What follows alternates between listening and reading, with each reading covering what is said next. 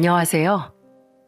얼마 전 믿는 도끼에 제대로 발등이 찍힌 70대 남자입니다. 여러분은 살아가면서 제일 중요한 것이 무엇이라고 생각하시나요? 전 여태껏 신뢰라고 생각하며 살아왔습니다. 어떤 사람에게 중요한 일을 맡길 때도 이 사람과의 신뢰가 형성이 되어 있어야지만 마음을 놓고 맡길 수 있는 것이니까요. 이처럼 사람 사이의 믿음을 중시하던 저에게 어떤 일이 일어나게 되었는지 들려드리기 위해 사연을 쓰게 되었어요. 어릴 적 저희 집은 그렇게 넉넉한 형편은 아니었지만 아버지와 어머니께선 항상 밝은 웃음을 잃지 않고 살아가셨어요. 아버진 남자치곤 소심한 성격을 가지고 있었던 저를 향해 늘 이런 말씀을 해주셨습니다. 수철아, 사회생활 하기 시작하면 싫어도 목소리를 내야만 하는 순간이 오기도 하고 또 어쩔 수 없이 네가 나서서 해야 하는 순간도 생기게 될 거야. 그러니까 지금보다 목소리는 좀 더 크게 어깨와 허리는 쭉 펴고 당당하게 살아가도록 해라. 그런 아버지의 영향을 받아 성격이 조금씩 달라지기 시작한 전 열정으로 똘똘 뭉친 청년으로 성장할 수 있었습니다. 아쉽게도 공부와는 전혀 연이 없었던 전 고등학교를 졸업하자마자 전자제품을 만드는 공장에서 일을 하기 시작했어요. 일을 하면서도 다른 분들은 어떻게 일을 하시는지, 어떻게 하면 더 꼼꼼하게 일을 할 수 있을지에 대해 어깨너머로 많이 보고 배웠고, 같은 공장에서 일을 하던 삼촌들과 이모들은 매사 열심히 하는 저를 많이 예뻐해 주셨죠. 수철이 넌 매사 열심히 하니까 어디 가서 배고를 일은 없겠어. 열정이랑 노력 하나는 나이 먹은 사람이라도 수철을 보고 배워야 한다니까. 20대 땐 그렇게 일을 하기에 여념이 없었고 32살이 되었을 무렵 제발 결혼을 좀 했으면 좋겠다는 지인의 소개를 통해 지금의 아내를 만나게 되었어요. 성품이 너무나도 따뜻하고 좋은 사람이라 놓치기 싫은 마음에 저희는 만난 지 1년 만에 결혼식을 올렸고 연년생으로 2딸이 세상에 태어났습니다. 10년이 넘는 시간 동안 전자제품 공장에서 일을 하며 많은 것들을 배워온 전 40대 초반이란 나이에 작은 공장을 차리게 되었어요. 하지만 생각했던 것 이상으로 사업이라는 건 쉽지 않더군요. 물론 첫 술에 배부를 수는 없는 일이었으니 언젠간 잘 풀리겠지 하는 마음으로 대표인 전 열심히 발로 뛰면서 거래처를 찾아야 했어요. 때로는 일들을 처리하느라 집에도 들어가지 못하고 공장 기퉁이에서 이불을 깔고 쪽잠을 잔 적도 있습니다. 그런 저를 보며 아내는 늘 따뜻한 말로 응원을 해주었어요. 본인도 아이들을 돌보느라 충분히 힘들 텐데도 말이죠. 직원들도 관리해야 하고 거래처도 관리해야 하고 요즘 많이 힘들죠? 지금은 좀 안 풀리는 것 같다고 생각될지 몰라도 나중엔 꼭 잘 될 거예요. 난 그렇게 믿어요. 당신은 자랑스러운 내 남편이고 또 우리 애들 아빠니까. 고마워. 당신이 그렇게 말해주니까 없던 힘도 솟아나는 것 같아. 내가 지금보다 더 열심히 해서 당신이랑 우리 애들 꼭 호강시켜줄게. 약속해. 아내뿐만 아니라 작은 딸도 저의 힘이 되어 주었어요. 작은 딸은 제가 출근을 하거나 퇴근을 하고 돌아오면 항상 현관문 앞으로 달려와 다녀오셨습니까 하며 배꼽 인사를 해주기도 하고 제가 피곤에 쩔은 표정으로 앉아있으면 다가와서 고사리 같은 손으로 어깨를 주물러주기도 하는 아내의 성격을 빼다 박은 아이였습니다. 뭘 해도 예쁘고 미워할 수 없는 그런 아이. 그만큼 사랑스러운 행동을 하는 아이가 제 작은 딸이었어요. 아빠, 오늘도 많이 힘드셨죠? 제가 어깨 주물러 드릴게요. 우리 은화가 어깨 주물러 주니까 오늘 아빠 피로가 싹 날아가는 것 같다. 이렇게 예쁜 딸이 세상에 어디 있을까? 고마워 우리 딸. 반면 큰딸은 작은 딸과는 완전히 상반되는 성격을 지닌 아이였어요. 무뚝뚝한 성격에 어디서든 마음에 안 드는 게 있으면 소리부터 지르고 저와 아내에게도 생떼를 쓰기 일쑤였죠. 아내는 그런 큰딸의 성격을 조금 걱정스러워하기도 했습니다. 은화는 아무런 걱정이 없는데 은정이가 좀 걱정이야. 어릴 때 제대로 성격 고쳐놔야 하는데 뭐만 하면 소리 지르고 갖고 싶은 거 사달라고 하면 다 사줄 수 있는 줄 알고 아휴 뭐만 하면 동생이든 엄마든 다 이겨먹으려더니 어떻게 해야 할지 고민이네. 어떻게 하면 좋지? 저러다가 버릇이 제대로 나빠지기라도 하면 큰일인데. 은정이도 아직 애잖아. 어리니까 충분히 그럴 수 있다고 생각해. 애들 다 저러면서 크는 거지. 당신이랑 나도 저런 시절이 있었잖아. 그러니 너무 걱정하지 마. 나도 옆에서 많이 도울게. 회사는 다행히 시간이 지날수록 안정을 되찾았고 직원 수도 작게나마 하나 둘씩 늘어가고 있었습니다. 그런데 큰딸은 잘하면 잘할수록 점점 더 엇나가기만 했어요. 매일같이 늦게 들어오는 것은 일상인데다 공부도 잘 하지 않았고 심지언 온순하고 소심한 작은 딸을 만만하게 보면서 작은 딸의 지갑에 몰래 손을 대기까지 하는 모습에 저는 더 이상 참지 못하고 눈물 콧물이 쏙 빠지도록 혼내줄 생각으로 큰딸을 방으로 불러들였습니다. 너 이리 와서 좀 앉아봐. 아빠랑 이야기 좀 하자. 왜? 그냥 나중에 이야기하면 안 돼? 나 친구들 만나러 나가기로 했는데.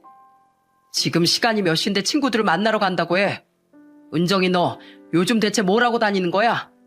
질풍노도 시키겠거니 나중엔 알아서 철이 들겠거니 하고 기다려주려고 했는데 넌 너무 심하다고 생각 안 해? 뭐가 심해? 나만 이렇게 살아? 다른 애들도 다 똑같이 살아. 다른 애들도 다 똑같이 산다고? 그렇게 안 사는 사람도 있어. 그리고 너 은하 지갑엔 왜 손댔어? 발뺌할 생각하지 마. 아빠가 다 보고 이야기하는 거니까. 돈이 필요하니까 손댔지. 남도 아니고 가족인데 뭐 어때? 내가 100만 원을 가져갔어? 1000만 원을 가져갔어? 그리고 걔 지갑에도 10,000원짜리 2장이 전부였어. 그게 큰 돈이야? 어? 내가 지금 아빠한테 이런 소리나 듣고 있어야 할 정도로 큰 돈이냐고 그게. 1,000원이든 10,000원이든 간에 가족 지갑에 손을 댄 거잖아. 액수가 중요한 게 아니라 가져갔다는 사실이 중요한 거고 잘못된 행동이라는 걸 이야기하고 있는 거야. 김은정, 넌 아빠가 아무리 좋게 말로 설명해줘도 못 알아듣겠다. 당장 저기 있는 효자손 가지고 와. 어서. 저는 결국 처음으로 큰딸에게 소리를 지르며 매를 들었고 큰딸은 내가 이 나이에 왜 매를 맞아야 하냐며 큰 소리로 엉엉 울곤 방으로 휙 들어가 버렸습니다. 그 모습을 보는데 문득 내가 내일이 바쁘다는 핑계로 아이들에게 너무 관심이 없었나 하는 생각이 들더라고요.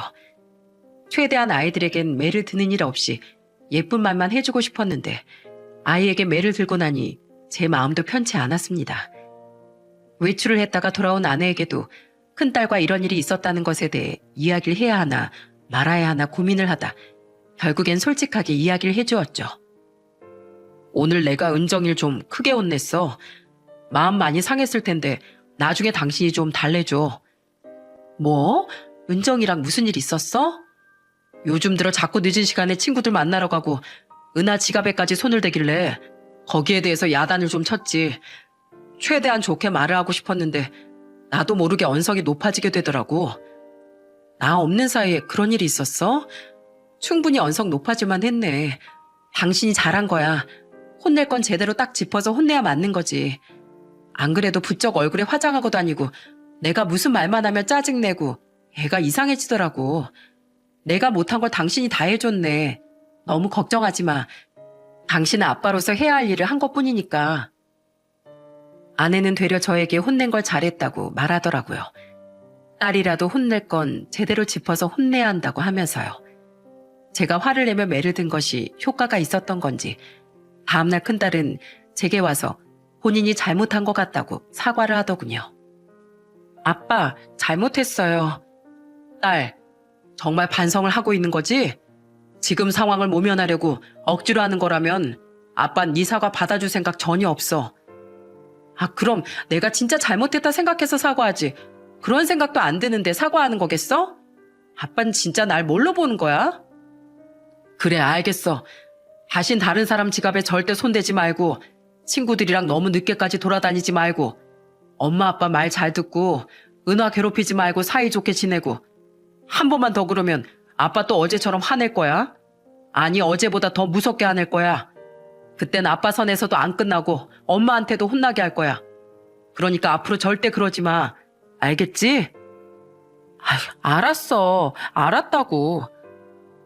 그 사건이 일어난 후 저희 집에 별다른 큰일은 일어나지 않았어요. 큰딸은 고등학교를 졸업한 후 바로 취업을 하게 되었고 작은 딸은 대학교 수석 입학을 하게 되어 장학금을 받고 입학을 하게 되었죠. 그동안 정말 많은 일들이 있었지만 딸들도 각자의 자리를 찾아갔고 회사는 저와 직원들의 노력으로 점차 성장해 직원 수가 어느덧 25명으로 늘어났답니다.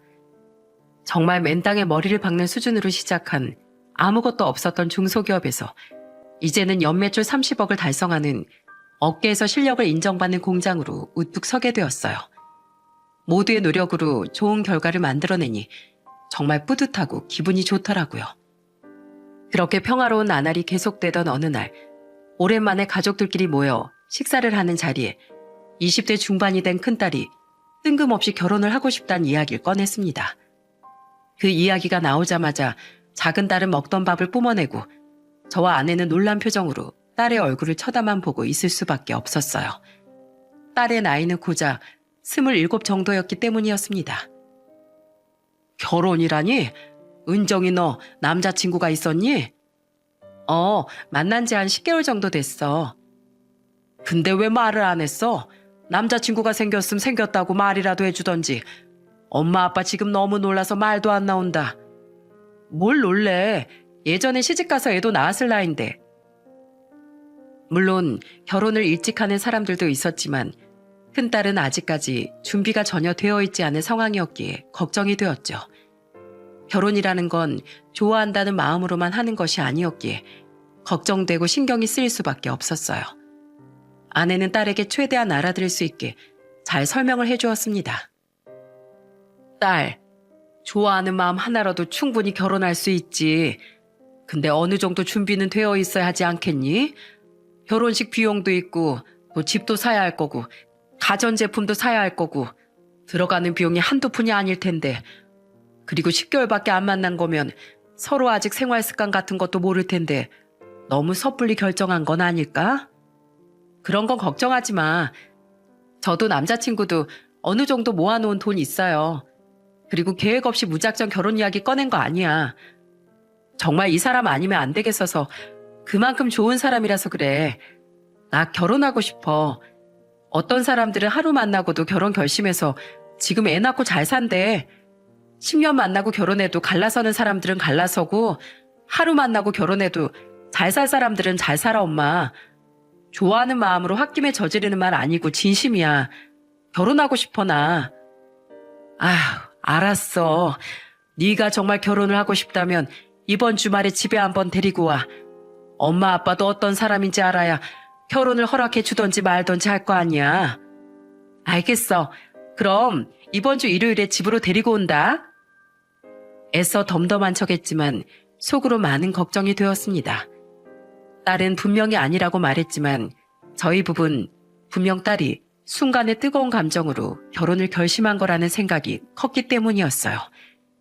그럼에도 불구하고 내심 어떤 사람일까, 얼마나 좋은 사람이면 저렇게 결혼을 하고 싶어 할까 싶어 궁금하기도 했죠. 그렇게 일요일이 다가왔고 약속 시간에 맞춰 큰딸이 남자친구를 딱 데리고 들어왔는데 저와 아내는 아주 깜짝 놀랄 수밖에 없었어요. 처음 뵙겠습니다. 은정이 남자친구 이경호라고 합니다. 군더더기 없이 깔끔한 이미지, 듣기 좋은 나긋나긋한 목소리와 예의까지 딱 봐도 모든 것이 완벽한 청년인 듯 보였죠. 식사를 할 때도 저희 부부가 먼저 숟가락을 든 후에야 식사를 시작하는 등 가정교육도 확실하게 잘 배운 듯 했어요. 아주 형식적인 질문들이 끝나고 약간 어색한 분위기가 이어지다 아내가 딸의 남자친구를 향해 질문을 던졌습니다. 아까부터 궁금했던 건데 자네 왜 은정이랑 결혼을 하고 싶은 건가? 만난 지 얼마 되지도 않았다면서. 다른 의도는 없고 그냥 좀 더 알아보고 결혼을 해야겠다가 아니라 지금 결혼을 결심하게 된 계기가 너무 궁금해서 물어보는 거니까 오해하지 말고 들어줬으면 좋겠어. 아닙니다. 제가 만약 딸 가진 부모님이라고 해도 그 부분이 제일 궁금할 것 같아서 질문하시는 거 충분히 이해합니다. 저희가 만난 기간이 많이 짧긴 하지만 은정이가 그만큼 좋은 사람이고 함께 미래를 그려나가면 좋을 것 같다는 생각이 들어서 제가 먼저 청혼을 하게 됐어요. 누구보다 좋은 남편, 듬직한 남편이 되어줄 자신이 있어서요. 미래를 그려나가면 좋을 것 같다는 생각으로 청혼을 했다는 그 말이 가슴속 깊이 새겨졌습니다. 밥을 먹는 내내 꿀이 뚝뚝 떨어지는 눈으로 큰딸을 쳐다봐주는 그 모습에 저 청년이라면 내 딸을 맡겨도 괜찮겠다 싶은 생각이 들었고 아내도 저와 같은 생각인 듯 했죠. 식사를 마치고 청년이 집으로 돌아가고 난 뒤 저희 부부는 큰딸의 결혼을 허락해 주었습니다. 상견례를 하고 결혼식장에 딸의 손을 잡고 들어가는 그 순간 참 가슴이 벅차더군요. 말도 안 듣던 그 어린아이가 이렇게 커서 결혼을 하다니 순간 눈물을 왈칵 쏟아버릴 뻔했답니다. 사돈 되실 분들도 다들 좋은 분이셔서 모진 시집살이를 하거나 힘든 일을 겪을까 걱정은 하지 않아도 될 것 같았어요. 큰 사위는 결혼식 도중 저에게 냅다 큰절을 하며 따님을 주셔서 감사하다고 앞으로 제2의 아버지 어머니처럼 오시겠다며 소리를 질러 식장을 한바탕 웃음바다로 만들기도 했습니다.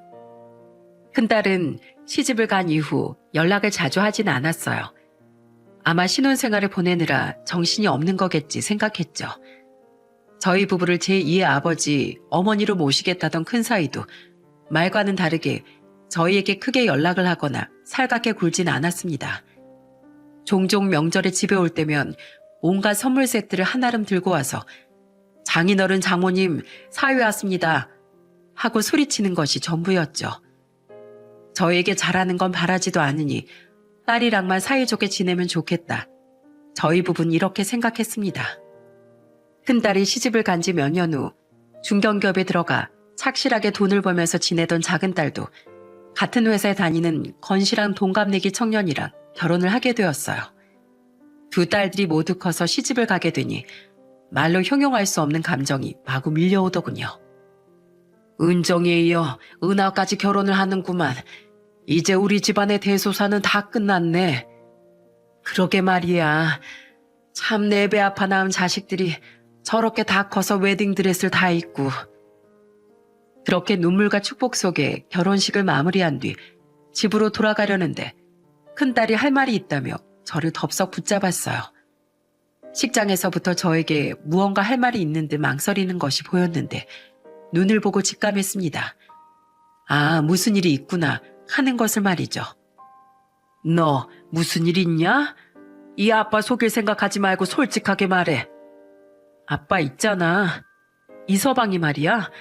아빠 회사에 취업 좀 시켜주면 안 될까? 뭐? 이서방을? 갑자기 왜? 이서방 회사 홍보팀에서 일하고 있는 거 아니었어? 회사가 경영난 때문에 문을 닫아버렸대. 여기저기 이력서 내고 있는데 다들 연봉을 낮춰서 부르느라 아주 혈안이 되어 있다나 봐. 근데 생각해보니까 아빠가 회사 대표인데 사이가 뭐하러 취업 준비를 해? 그냥 아빠 회사에 꽂아주면 되는 거지. 그러니까 아빠, 이서방 좀 꽂아주라. 어? 이서방 일 잘해서 분명 아빠 옆에 두면 도움될 거야. 이놈의 자식이 아빠 회사가 뭐 놀이터인 줄 알아? 그리고 이서방 홍보팀 출신이잖아. 우리 회사는 공장이야. 이서방이랑 일한 곳이랑은 아예 종류 자체가 틀리다고. 회사에도 홍보 잘하는 사람 하나쯤 있으면 좋잖아. 홍보물 만드는 것도 잘하고 말도 잘하고 계약할 때 달고 다닐 수도 있고 좋지 뭘 그래. 그러지 말고 내 얼굴 봐서라도 아빠, 제발 부탁이야. 엄청 찝찝한 기분이 들었지만 내 딸이 이 정도로 부탁을 하고 있기도 하고 또 마침 사무직 쪽에 직원 한 명을 구하고 있기도 했고 장인어른이 운영하는 회사인데 별다른 사고를 치겠나 싶은 마음에 저는 큰 사위를 우리 회사에 입사시켰습니다. 딸에게 큰 사위를 받아주겠다고 하니 그날 저녁 큰 사위가 저희 집으로 찾아와 대뜸 큰절을 올리더라고요. 너무너무 감사하다고 정말 시도 때도 없이 부려먹어도 된다며 말이죠. 감사합니다, 장인어른. 이 은혜 죽을 때까지, 아니 죽어서도 잊지 않겠습니다. 중요한 거래 있는 자리엔 무조건 절 데리고 가주십시오. 저 멀리 외국까지 회사 이름 알릴 자신 있습니다. 절 그냥 마당새로 언제든지 써주십시오. 아이고, 하여튼 말은 청산유수야. 그렇게 고마우면 들어오고 나서 내 이름 들먹이며 놀고 먹을 생각 말고 다른 직원들이랑 똑같이 열심히 일하게. 난 내 가족이라고 편히 봐주고 이런 사람 아니니까 이거 바라고 들어오는 거면 애당초 들어오지 않는 게 나을 거야. 아니, 그럴 리가 있겠습니까, 장인어른. 아주 영혼까지 바쳐 열심히 일하겠습니다. 제 걱정과는 달리 큰 사위는 회사에 들어와 정말 열심히 일해 주었고 다른 직원들과도 굉장히 빠른 속도로 친해지게 되었어요. 일 처리도 빠른 데다 워낙에 말도 잘해 임직원들 사이에서도 평판이 굉장히 좋았죠. 이번에 새로 들어온 친구 대표님 큰 사위 맞죠? 결혼식장에서 봤어요. 사실 대표님 가족이라서 인맥발로 들어온 줄로만 알았는데 일 처리가 굉장하더라고요. 다른 직원들이랑도 엄청 잘 지내고요. 그래, 사실 조금 걱정을 하긴 했는데 뭐 자네들이 좋게 봐주고 있다니 다행이로구만. 큰 사위는 원래부터 회사에 있었던 사람처럼 자연스럽게 녹아들었습니다. 중요한 미팅이 있는 날이나 새로운 거래처에 계약을 하러 가는 날엔 직급이 낮았음에도 불구하고 항상 제 옆에 큰 사위가 동행을 하게 되었는데 큰 사위를 데리고 일을 보러 다니는 날엔 모든 일들이 막힘없이 진행이 잘 되었어요. 홍보물을 제작하는 것도 큰 사위 혼자 도맡게 되어 외주에 맡기는 돈도 굳고 계약이나 미팅은 하는 족족 좋은 결과를 이끌어내니 큰 사위에 대한 저의 신뢰도는 날이 갈수록 높아져 가고 있었어요. 그렇게 시간은 천천히 평온하게 흘러 어느덧 20년이라는 시간이 흘러갔습니다. 그 긴 시간 동안 회사 자금 위기도 겪어보고 어려운 일들도 많이 있었지만 회사 직원들이 살신성인의 정신으로 노력해준 덕분에 위기를 벗어날 수 있었습니다. 그렇게 세월이 흘러가니 검은 빛이 많이 돌았던 제 머린 어느덧 흰머리가 더 많아지게 되었고 목과 얼굴 손에 주름살이 하나둘씩 늘어갔습니다. 나이가 70 가까이 되니 이제 노인이란 소리를 들을 나이가 돼버렸죠. 하지만 너무 앞만 보고 달려왔던 걸까요? 어느 날 갑작스럽게 엄청난 위기가 저희 부부에게 찾아오게 되었습니다. 정말 청천벽력 같은 소식이었어요. 여보, 나 소화가 너무 안 되는데 혹시 소화제 하나만 사다 줄 수 있어? 뭐야, 어제도 그러더니만 오늘도 그래? 이 사람아, 소화제도 매일같이 먹으면 안 좋아. 계속 속이 안 좋고 그러면 병원이라도 가야지. 당신 건강검진 안 받은 지 꽤 됐지? 그냥 소화 안 되는 걸로 무슨. 소화제 먹으면 나 너무 걱정하지 않아도 돼. 거참, 내가 병원 예약해 둘 테니까 가서 건강검진 받아. 정 혼자 가기 무서우면 내가 같이 가줄게. 아내는 한사코 안 받아도 된다며 거절했지만 나이를 먹을수록 건강관리는 철저해야 한다는 생각이 있었기에 저는 병원을 예약했습니다. 병원에 찾아가 의사 선생님께 아내의 증상을 말하니 당장 정밀검사를 받아보자고 하더군요. 사실 그때까지만 해도 별 문제 없겠지, 그냥 단순한 위염의 소화불량 정도겠지 생각했는데 아내의 병명은 충격적이게도 췌장암 1기였습니다. 너무 충격적인 결과에 저희 부부는 아무런 말도 할 수 없었는데 의사 선생님께서는 차라리 이 상황이 불행 중 다행이라고 말씀을 주시더라고요. 여기서 다행인 건 환자분께서 증상을 느끼시고 일찍 찾아와 주셨다는 거예요. 보통 증상이 있어도 참고 참다가 병을 키워서 오시는 분들이 대부분이거든요.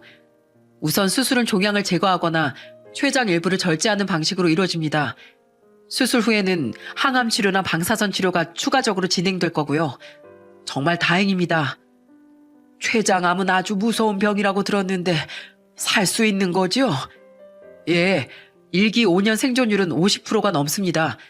만약에 2기, 3기 때 발견됐다면 아주 위험해질 수도 있는 상황이셨는데 그나마 일찍 발견돼서 다행이에요. 수술, 항암 치료, 이 단어를 듣는데 하늘이 와르르 무너져 내리는 것만 같았어요. 저랑 결혼을 하면서 사업을 한다는 이유로 두 아이를 혼자 키우고 고생만 했던 사람인데 이제야 숨을 좀 돌릴 틈이 생겼는데 암이라니. 저는 아내 앞에서 어린아이같이 눈물을 뚝뚝 흘렸고 아내는 그런 저를 안고 토닥거려 주었습니다. 괜찮어. 나 안 죽어. 수술이랑 항암 치료도 가능하다고 하잖아. 요즘 의학기술 예전이랑 다르게 말도 못할 정도로 좋아져서 수술하고 나면 아주 말끔하게 나을 거야. 그러니까 울지 말어. 나 힘낼 거야. 당신 두고 죽고 싶지 않어. 미안하니까 그러지. 당신은 나 만나 평생 동안 고생만 하다가 이제야 좀 노후를 즐겨보려나 싶었는데 아프긴 하고. 그래, 이왕 생긴 암이라면 더 진행되지 않은 것에 감사하자. 많이 힘들 테지만 치료도 열심히 받고 수술도 하고 나면 괜찮아질 거야. 저는 아내를 위해서라도 긍정적으로 마음을 먹어야겠다 생각했습니다. 저는 아내를 입원시킨 후 딸들에게 모두 전화를 해 상황을 알려주었어요. 아니나 다를까 작은 딸은 전화를 하자마자 쏜살같이 병원으로 달려와 아내의 손을 잡고 눈물을 펑펑 흘렸어요. 엄마, 암이라니 이게 다 무슨 일이야. 많이 아프죠? 괜찮아요? 은하야, 엄마 괜찮어. 울지 마. 당신은 뭐하러 애들한테 전화를 해서 알렸어? 뭐 좋은 일이라고. 수술하고 나서 말해도 안 늦을 텐데. 엄만, 당연히 내가 알아야지. 내가 엄마 딸인데 엄마 아픈 걸 몰랐어야 되겠어? 작은 딸과 아내가 이야기를 나누는 동안 큰딸에게 전화를 걸어봤지만 한참 동안이나 전화를 받지 않더라고요. 그리고 몇 시간이 지나서야 전화를 받고 늦은 저녁쯤 병실로 찾아와 아내와 몇 마디 대화를 나누고 밖으로 나갔습니다. 그러더니 조심스럽게 절 불러내었어요. 왜? 엄마랑 이야기 더 나누지 않고. 엄마 얼굴에 피곤함이 가득하더라. 그래도 아예 말기나 3, 4기 정도로 진행된 게 아니어서 진짜 다행이야. 그래도 암은 암이니까 항암치료 말할 것도 없고 수술치료 받고 나서도 한동안은 식사도 제대로 못 하실 텐데 너무 걱정이네. 엄마 얼굴을 미안해서 쳐다보지 못하겠어. 그동안 고생만 하고 사셨는데 간병인은 어떻게 할 거야? 아빠가 시간 최대한 내서 간병해주고 나머지 빈 시간엔 전문 간병인을 고용하던지 해야 하지 않겠어? 마음 같아선 엄마한테 온 시간을 다 쏟고 싶은데 아빠도 회사가 있고 직원들이 있으니 원. 아빠는 요즘 뉴스도 안 보고 살아? 요새 간병인들 문제가 얼마나 심각한데 모르는 사람 손에 엄마 맡겨놓고 아빠는 일하면서 마음이 편하겠어? 은하도 가정이 있고 직장 다니고 있으니까 당연히 엄마한테만 매달릴 시간도 없을 거 아니야. 큰딸의 말이 틀리지 않다는 생각이 들었습니다. 요즘 뉴스를 보면 간병인들이 극악무도한 짓을 하는 분들이 가끔 있더라고요. 그래서 저는 아내 수술 후 2주 동안 직접 간병을 했습니다. 그런데 문제가 터지고 말았어요.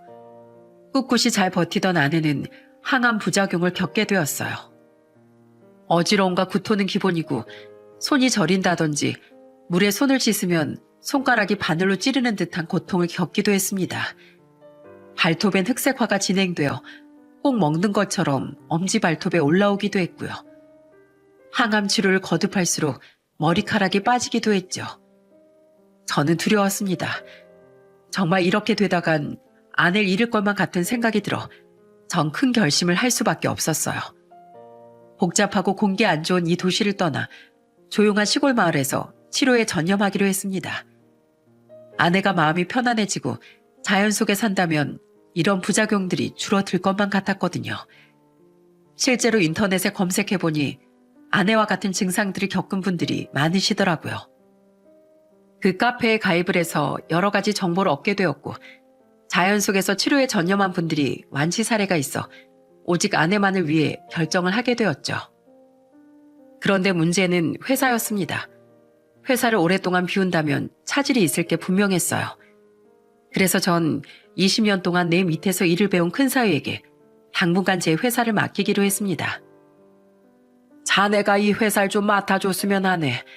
솔직히 자네 장모, 내가 사업한답시고 밖으로만 놔두는 바람에 혼자서 2딸 키우랴, 내 뒷바라지 하랴.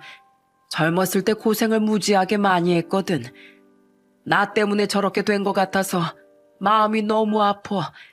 그래서 말인데 자네가 당분간 회사를 맡아주게. 시간이 얼마나 걸릴지 몰라. 내가 자네를 믿고 맡기는 거니까 지금까지 해온 것처럼 해주길 바라네. 알았나? 장인어른, 당연히 제가 맡아야 한다고 생각합니다. 제가 아니면 장인어른이 읽어놓으신 이 회사 누가 맡겠어요? 아무 걱정 마시고 장인어른은 장모님만 생각하세요. 나머진 제가 걱정 끼쳐드리지 않도록 최선을 다하겠습니다.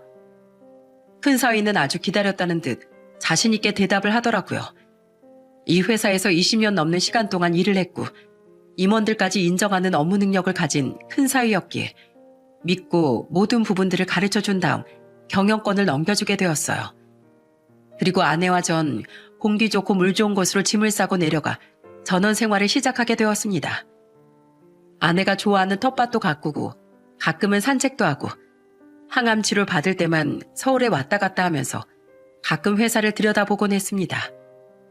큰 사위는 다행히도 대표의 역할을 아주 잘 해내고 있는 줄 알았습니다. 눈으로 보기에 그렇게 보였으니까요. 다른 부분은 몰라도 업무적인 부분에 있어선 믿을 만한 사람이라는 생각이 들었습니다. 아니 어찌 보면 믿고 싶었을지도 모릅니다. 바로 여기서부터 제가 사연을 쓰게 된 이유랍니다. 시골로 내려온 지 1년이 되던 어느 늦은 저녁 시간, 회사에서 제가 믿는 사람 중에 한 명인 김 부장에게서 한 통의 전화가 와 있더라고요. 김 부장은 회사가 문을 연 지 얼마 되지 않았을 때부터 지금까지 함께 해온 원년 멤버나 다름없는 믿음직한 직원 중 하나였죠. 부재 중 전화가 들어와 있는 걸 확인하자마자 다시 한번 김 부장에게서 전화가 울렸습니다. 어이 김 부장, 오랜만이네. 내가 먼저 잘 지내는지 연락을 했어야 했는데 이렇게 또 자네가 먼저 연락을 하게 만드는구만. 어때? 잘 지내는가? 회사엔 아무 문제 없고? 대표님, 늦은 시간에 연락드려서 죄송합니다. 제가 지금 길게 통화를 할 수가 없습니다. 혹시 문자로 대표님 댁 주소 좀 알려주실 수 있으십니까? 대표님이 꼭 아셔야 하는 부분이 있어서 제가 지금 그쪽으로 가려는 참입니다. 뭐라고? 이 시간에? 그렇게 급한 일이야? 자네 서울에서 올라오는 거 아닌가? 여기가 상당히 멀리 떨어져 있을 텐데 급하지 않은 거라면 차라리 내일. 네, 꼭 지금 아셔야 하는 겁니다. 내일이 되면 또 상황이 어떻게 바뀌어 있을지 모르거든요. 다급해 보이는 목소리에 앞뒤 가릴 것 없이 급히 문자로 주소를 찍어주었어요. 하지만 문자를 보낸 지 꼭 2시간이 지나고 3시간이 지나도 김 부장은 도착하지 않았습니다. 혹시나 길을 잘못 든 건가 싶어 다시 전화를 걸어보았더니 김 부장이 아닌 낯선 남자의 목소리가 들려왔어요. 저는 소스라치게 놀랄 수밖에 없었어요. 아까까지만 해도 절 찾아오겠다던 김 부장이 현재 빗길 교통사고로 119에 실려가고 있다는 것이었죠. 저는 날이 밝는 대로 김 부장이 실려간 병원으로 향했습니다. 큰 부상은 없었지만 아직까지 의식이 돌아오지 않아 경과를 더 지켜봐야 한다고 하더군요. 걱정이 되는 한편 너무나도 궁금했습니다. 그렇게 먼 길을 달려오면서까지 저에게 꼭 전하고 싶었던 것이 무엇이었는지 말이죠. 그리고 3일 만에 마침내 김 부장은 혼수 상태에서 깨어나게 되었어요. 김 부장, 드디어 정신이 드는가? 내가 누군지 알아보겠어? 대표님, 의사 선생님, 환자가 깨어났습니다. 김 부장은 몇 가지 검사를 받은 다음 제대로 정신을 차리고 며칠이 지나서야 의사소통도 원활히 가능하게 되었어요. 어느 정도 안정된 모습을 보이자 저는 김 부장의 손을 꼭 붙잡고 물어보았죠. 자네 대체 무슨 일이야? 나한테 전해야 될 말이 뭐길래 그 늦은 시간에 비도 내리는데 오다가 이렇게 안 당해도 될 사고까지 당하고 그 말이 뭔지 말해줄 수 있나? 대표님, 이제야 이야기를 하는 절 용서해 주십시오. 다른 직원들을 대표해서 제가 대표님께 직접 말씀드리러 왔습니다. 이젠 더 이상 모른 척 눈 감고 입 닫고 넘어갈 수가 없어서요. 그러니까 눈 감고 입 닫고 넘어갈 수 없는 중요한 일이 뭐냔 말이야. 김 부장의 입에서 나오는 이야기들은 아주 충격적이었습니다. 큰 사이가 대표 자리에 앉고 나서부터 회사는 완전히 변했다고 하더군요. 채용 비리를 통해 본인과 임원들의 지인 중심 회사를 만들어갔고 오랫동안 근무를 하던 직원들에겐 온갖 갑질을 서슴지 않고 일삼아 결국 내쫓아 버리는 데다가 회사 돈을 야금야금 횡령해서 주식과 무리한 투자를 하는 등 온갖 만행들을 저지르고 있다는 걸 듣고도 믿을 수가 없었습니다. 알고 보니 회사 회계 업무를 맡은 회계 책임자까지 사위놈이 포섭을 해서 회사 자금을 마음대로 집행했다고 했습니다. 너무 큰 배신감이 들었어요. 그 회계 책임자는 제가 직접 뽑은 사람이었고 오랫동안 절 보필한 사람이기도 했습니다. 회사에서 제가 유일하게 믿는 사람 중에 대표적인 인물이었어요. 뭐야, 그놈이 나한테 어떻게 그럴 수가 있어. 도대체 사위놈이 어떻게 꼬셨길래 포섭을 당할 수가 있냐고. 회계뿐만이 아닙니다. 인사 담당자도 포섭이 돼서 아주 지금은 그들만의 세상입니다. 아마도 큰 사위에게 회사를 물려준다는 소문이 파다해서 미리 줄을 쓴 것 같습니다. 너무 충격의 연속이었어요. 믿는 도끼에 발등 찍힌다고 하더니 바로 이런 걸 두고 말하는 것 같았습니다. 지금까지 제게 보내온 회계자료, 회사 매출 등등 모든 게 다 거짓이었고 저를 안심시키기 위한 그들의 계략이었던 거죠. 자네, 그 말이 전부 다 사실인가? 증거 있나? 증거 있냔 말이야. 내 사위라서가 아니라 정말 일처리 하나 완벽한 놈이었는데 자네 말대로라면 그게 다 보여주기식 연기였다는 거잖아. 당연히 안 믿으실 것 같았습니다. 증거는 다 준비해 두었고요. 옆에 보시면 제 가방이 있을 겁니다. 그 안에 저희가 그동안 수집해온 자료가 다 있습니다. 저와 박 부장, 이 과장은 그들에게서 포섭되지 않았어요. 거절했더니 절 회사에서 자르려고 하고 있습니다. 대표님, 도와주십시오. 이대로 가다간 저희도 쫓겨나게 생겼고 회사가 망하기 일보 직전입니다. 김 부장의 가방 안을 들여다보니 그동안 수집해온 자료들이 한 뭉텅이로 들어있더군요. 그리고 USB, 음성 녹음 등 김 부장과 그 측근들은 회사를 위해 오랫동안 증거를 수집한 걸로 보였습니다. 이 문서는 뭔가 회사 공금을 몰래 빼돌려 주식에 투자했다고? 이건 또 뭐야? 이거 비자금인가? 나 몰래 회사 돈을 빼돌리고 있었던 거야? 맞습니다. 회계 책임자하고 둘이 작정을 하고 빼돌리고 있었어요. 다행히도 회계 쪽에 일하는 직원이 우리에게 양심 제보를 해서 알게 된 겁니다. 뭐야, 이럴 수 없네. 내가 아주 짐승 새끼를 키웠어. 김 부장, 내 자네에게 정말 면목이 없네. 한동안 아내가 아파서 회사를 그놈에게 맡겼던 거였는데 이따위로 장난질을 쳐대고 있을 줄은 내 꿈에도 몰랐네. 대표님이 여태껏 키워오신 저희 회사, 이제 다시 제자리로 돌릴 때가 된 것 같습니다. 저는 김 부장이 모아놓은 자료를 들고서 한치의 망설임도 없이 회사로 향했습니다. 늦은 오후에 말도 없이 제가 회사로 찾아가자 모든 직원들이 다들 깜짝 놀라더라고요. 그리고 바로 대표실로 찾아가 냅다 문을 열고 소리를 질렀습니다. 큰 사위는 책상 위에 두 다리를 꼬고 앉아있다가 제 얼굴을 보고 바로 사색이 되어 벌떡 일어나더군요. 그 모습을 보고 단전에서부터 제 모든 분노를 끌어올려 소리를 질렀습니다. 내가 회사를 운영해달라고 했지. 누가 내 회사를 담보로 장난질을 치라고 했어? 장인어른, 갑자기 오셔선 왜 그러세요? 무섭게. 무서워? 내가 무서워? 내가 무서운 놈이 이런 짓을 하고 돌아다니나? 우리 회사를 위해서 일해준 직원들이 쓴소리 좀 했다고 가차없이 잘라버리는 것도 모자라 회사 공금을 가지고 주식을 하고 비자금을 형성해? 넌 짐승보다 못한 아주 나쁜 놈이야. 장인어른, 제가 다 설명해 드릴게요. 네? 이렇게 화를 내실 게 아니라 제 이야기도 들어보셔야 하는 거 아닙니까? 어디서 무슨 얘기를 듣고 오셔서 이러는 건지 모르겠는데 제 말 좀 들어주세요. 뭘 들어줘? 이렇게 증거가 명확하거늘. 전 그렇게 말하고 김 부장이 건네준 증거들을 그놈 얼굴에 확 뿌려버렸습니다. 이걸 어떻게... 말도 안 돼. 이거 어디서 나셨어요? 왜? 이제 상황 파악이 되냐? 그걸 보니 네가 무슨 짓을 한 줄 알겠지? 날 속이려고 직원들을 포섭해서 사문서 위조에 허위 매출에 인사권에 아주 1년 동안 생쇼를 했더구나. 넌 오늘부터 해고야. 그리고 사위로서도 해고다. 당장 나가 이놈아. 아버님, 잘못했습니다. 잠시 제가 돈에 눈이 멀어 이런 짓을 벌인 건 사실이지만 그래도 아버님 큰 사위잖아요.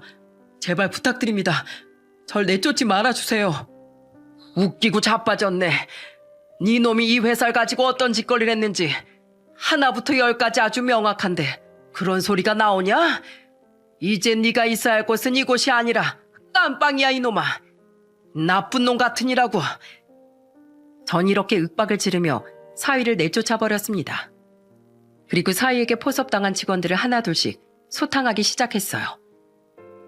대표님, 죄송합니다. 저희도 어쩔 수 없었어요.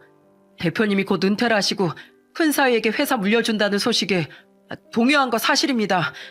그래도 오랫동안 대표님을 보자 했으니 한 번만 기회를 주십시오. 제발 부탁드립니다. 난 자네들을 직원이 아닌 함께 살아가는 가족이라고 생각을 했네. 이런 가족들한테 배신을 당하는 게 어떤 기분인 줄 아나? 자네들은 내 뒤통수를 치면서 돈과 명예를 얻었겠지. 하지만 자네들은 그걸 얻는 대신 가장 중요한 신뢰와 믿음을 잃었네. 이젠 내가 자네들을 내칠 차례가 된 것 같네. 너무 원망들 하지 말게. 대표님, 살려주십시오. 전 이 말을 끝으로 사위를 포함해 함께 가담한 직원들을 끝까지 찾아내 경찰에 신고를 해버렸습니다. 그들은 더 이상 제 사람들이 아니었어요. 결국 사위는 회사 공금 횡령하고 비자금 형성 등으로 구속이 되었고 회계 책임자 또한 사문서 위조, 비자금 형성에 가담한 죄로 마찬가지로 구속이 되었습니다. 나머지 직원 2명은 집행유예 선고를 받았고요. 그렇게 사위의 쿠데타는 1년 만에 용기 있는 김 부장의 제보로 끝이 나고 말았습니다. 다행히도 비자금은 회수할 수 있었고 한동안은 회사 정상 운영하는데 문제가 있는 것도 사실이었지만 직원들의 노력 덕분에 금세 자리를 잡아갈 수 있었어요. 그리고 고맙게도 양심 제보를 해준 김 부장, 박 부장, 이 과장 등등은 제 사비로 그에 상응한 대가를 지불해 주었고요. 대표님, 저흰 이런 돈을 받으려고 말씀드린 게 아닙니다. 저흰 단지 네 알어. 자네들 마음을 다 회사를 위해 그랬던 거겠지. 김 부장 자넨 치료에 전념하고 자네들도 앞으로 지금처럼만 내 옆에 있어주게. 정말 고맙네. 고마워. 저는 진심으로 허리를 숙여 함께 해준 직원들에게 감사 인사를 전했습니다. 저는 직원들을 보며 깨달은 게 있어요. 다시는 가족 경영을 하지 않아야겠다. 내가 잘못되더라도 회사에 꼭 필요한 인재를 대표로 앉혀야 되겠다는 생각을요. 지금 이렇게 이룬 회사는 제 회사기도 하지만 직원들의 회사이기도 하니까요. 그래서 저는 가족이 아닌 꼭 전문 경영인을 나중에 앉히겠다고 다짐을 하게 되었죠. 사위가 구속이 된 후 한 달하고도 연을 끊게 되었습니다. 제가 감옥에 보냈다는 이유로 제게 악담을 퍼붓더군요. 아빠, 진짜 너무한 거 아니에요? 아무리 그래도 사위를 콩밥 먹게 할 수 있냐고요. 비자금 형성할 수도 있는 거지. 진짜 너무 독하시네요. 뭐라고? 지금 네가 이 애비한테 할 소리냐? 지금 난 안 보이고 네 남편만 생각을 한다는 게야. 내가 널 잘못 키웠구나. 한참을 잘못 키웠어.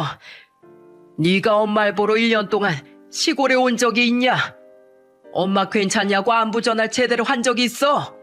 그러고도 네가 자식이야? 엄마한텐 아빠가 있잖아요. 은화랑 제부도 자주 찾아뵌다면서요. 그럼 됐지. 우리까지 꼭 갈 필요 있어요? 너 지금 말 다 했냐? 네 동생 반의 반만 닮아봐라. 됐고, 난 네 남편 빼줄 생각도 없고 사위로도 인정 못하니 그렇게 알아 이거사. 나 참, 이렇게 나오신다 이거죠? 알았어요. 저도 영원히 제 머릿속에서 아빠 지울 테니까 우리 인연 끊어요. 서로 안 보고 사는 게 편할 거 아니에요? 참 인생이라는 게 제 딸 자식을 보니 허무하더군요. 평생을 키워왔건만 자기 뜻대로 안 되니 부모랑 인연을 끊자고 하는 딸을 보며 자괴감마저 들었습니다. 그토록 사랑했던 딸이 나이를 먹으니 이젠 부모가 부모로도 보이지 않나 봅니다. 그렇게 저와 딸은 남남이 되고야 말았습니다. 그렇게 2년이라는 시간이 흘렀어요. 아내는 그동안 항암 치료를 열심히 받고 힘든 상황을 잘 이겨낸 덕분에 많이 좋아진 상태입니다. 의사 말로는 이대로만 가면 완치 판정을 받을 수 있다고 하더라고요. 힘든 과정을 이겨내준 아내에게 얼마나 고마운지 모릅니다. 지금은 작은 딸이 회사를 그만두고 시골에 내려가 아내를 보살피는 중이랍니다. 엄마를 생각하는 마음이 얼마나 대단한 줄 몰라요. 그런 딸이 저는 참 좋습니다. 정말 열 자식이 안 부럽다는 말이 이런 걸 보고 말한 것 같습니다. 작은 사이도 주말마다 손주들과 함께 시골로 내려가 아내를 보러 오고 있고요. 작은 사이는 참 욕심도 없고 사람이 얼마나 착한 줄 모릅니다. 정말 가정적이고 장인 장모를 생각하는 마음은 대한민국 제일이랍니다. 저는 지금 작은 딸 덕분에 회사 일에 전념하고 있습니다. 회사는 문제없이 잘 진행이 되고 있고요. 언젠간 여기까지 있게 해준 고마운 분들에게 꼭 보답을 하고 싶습니다. 여러분, 면종복배라는 말이 있습니다. 겉으론 복종하는 척하지만 속으론 배신을 할 기회를 호시탐탐 노리는 사람을 말하죠. 저에겐 큰 사이놈이 꼭 그런 사람이었더라고요. 괜찮을 거라 믿었던 사람에게 배신당하는 것이 얼마나 아프고 고통스러운 일인지 이번 기회를 통해 알게 되었습니다. 모든 사람이 다 그렇진 않겠지만 중요한 일을 맡길 땐 한 번 더 신중하게 고려해 보아야 하는 것이 좋을 것 같아요. 돌다리도 두드려보고 건너라는 말이 있듯 아무리 믿는 사람이라 하더라도 한 번쯤 더 신중하게 생각을 해보고 결정을 하시는 것도 좋다라는 말씀을 드리고 싶습니다.